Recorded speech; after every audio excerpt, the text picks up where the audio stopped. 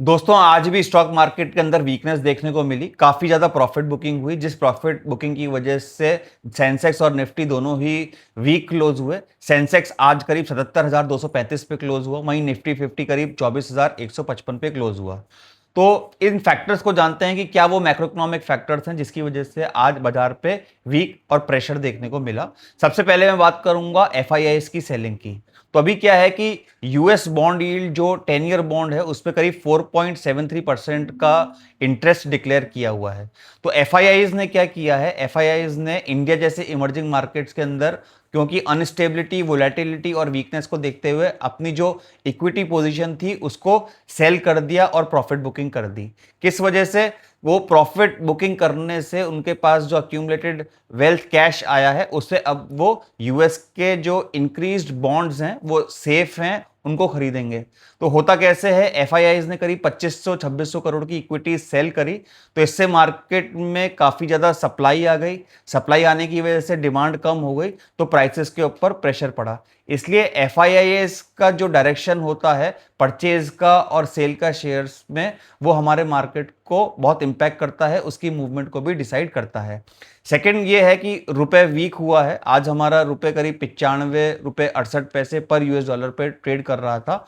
और इसका रीजन वही है कि डॉलर स्ट्रांग हुआ है, क्योंकि जो स्ट्रेट ऑफ हॉर्मुज से जो क्रूड सप्लाई है उसके ऊपर अभी भी अनिश्चितता बनी हुई है, अनसर्टेनिटी बनी हुई है कि ईरान और यूएसए के बीच में कब पीस टॉक्स कंक्लूड होंगे, ये एक देखने की बात है। नियर टर्म में ये होता हुआ नहीं दिख रहा है।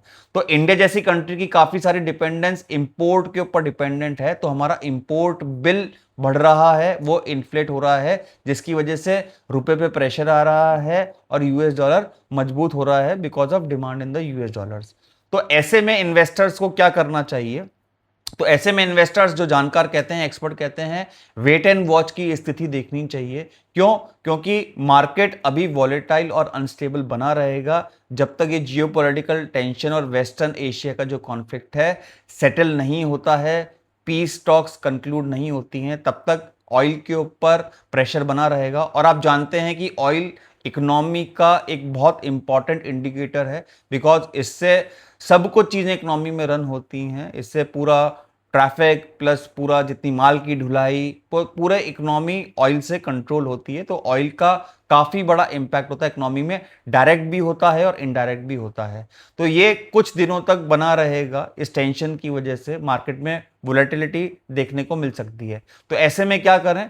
तो ऐसे में वेट एंड वॉच तो करना ही है, और पैनिक सेलिंग नहीं करनी है कि ये घबरा करके कि भाई मार्केट गिर रहा है, सेल करके प्रॉफिट बुकिंग कर दीजिए। मार्केट इवेंचुअली अपनी ओरिजिनल पोजीशन पे रिटर्न करता ही करता है।